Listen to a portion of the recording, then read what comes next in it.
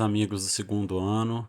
Hoje que nós vamos dar continuidade à nossa aula de literatura e nós vamos falar aqui, relembrar, né? Porque eu já tinha iniciado falando um pouco com vocês, até mesmo antes dos livros chegarem, sobre agora a literatura, né? A parte da literatura que faz referência ao romantismo no Brasil.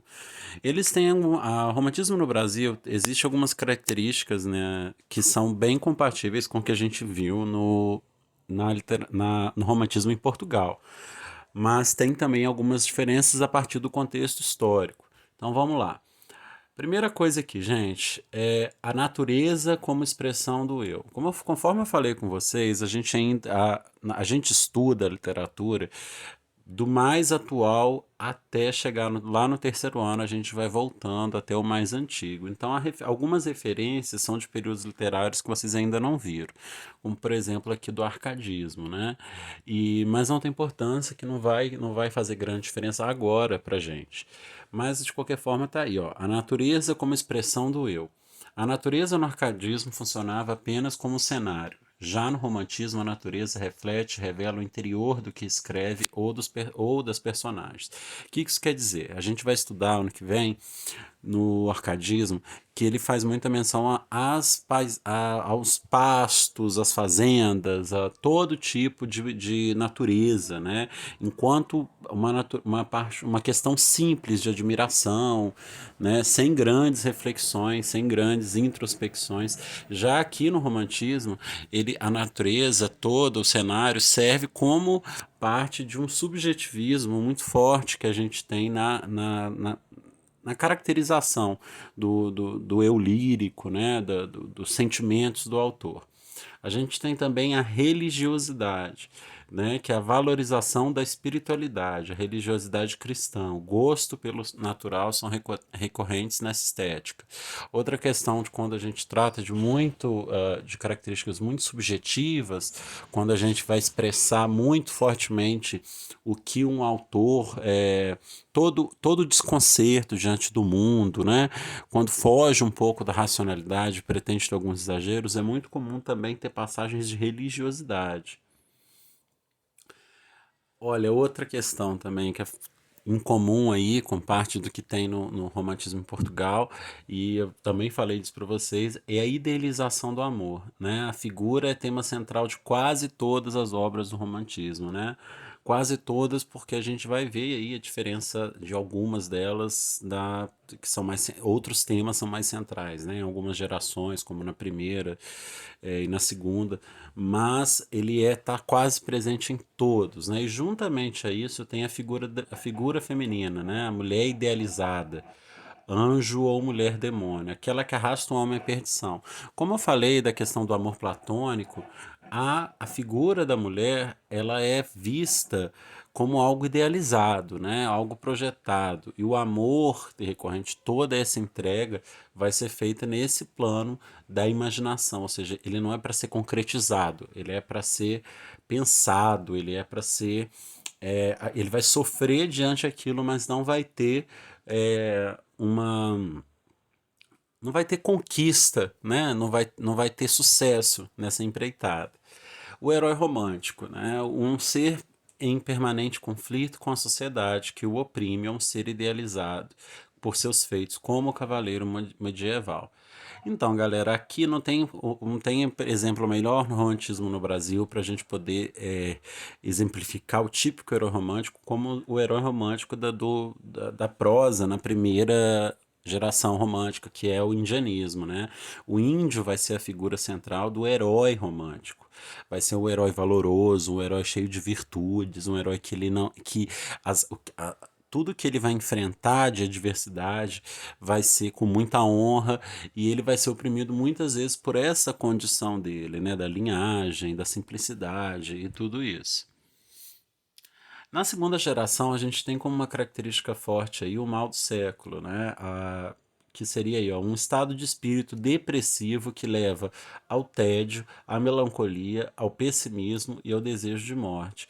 Uma curiosidade que está falando aqui é que a gente tem uma imagem aqui, né, do Werther, né, que é do escritor alemão do Goethe, está falando: os sofrimentos do jovem Werther, do escritor alemão Goethe, fez tanto sucesso entre os jovens europeus que em todo o continente ocorreu um surto de suicídios.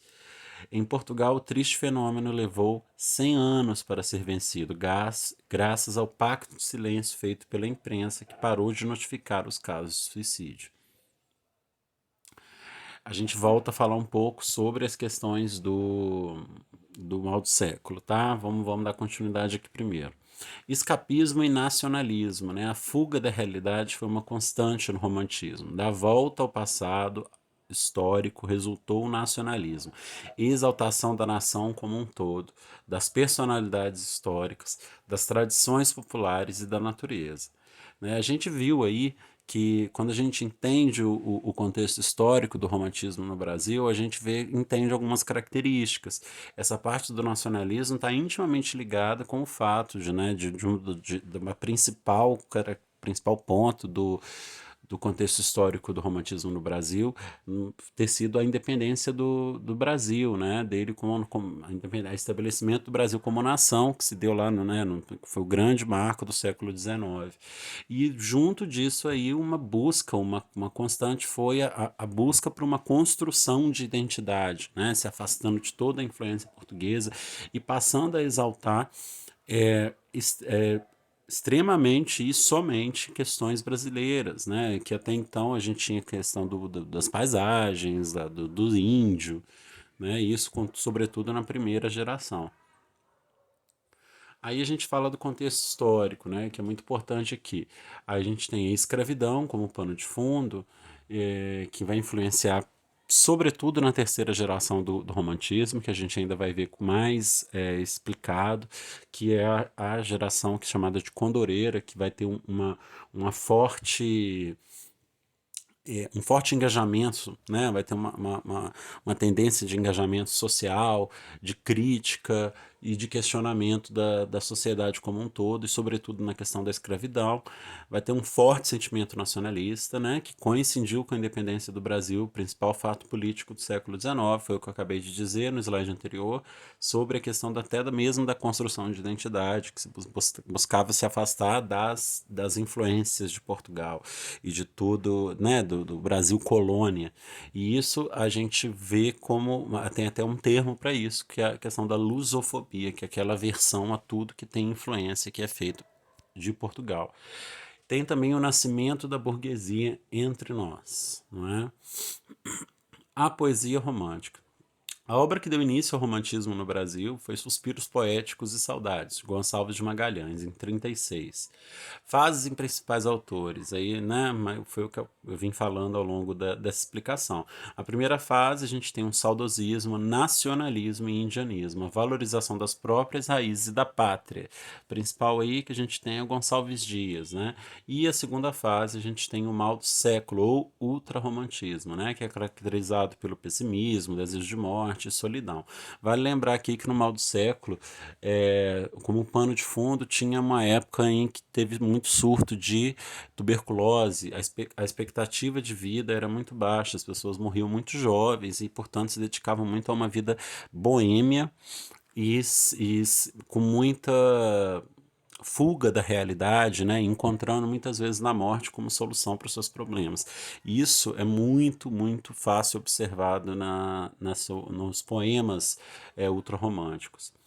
E a terceira fase, também acabei de dizer aí, que foi a Condoreira, né, uma poesia social, do Castro Alves, poeta dos escravos, que tem aí como principal, acredito eu, um principal, que vale a pena destacar, uma das obras é O Navio Negreiro, né, sempre tão presente e cobrado nas, nas provas de pismo e tudo mais.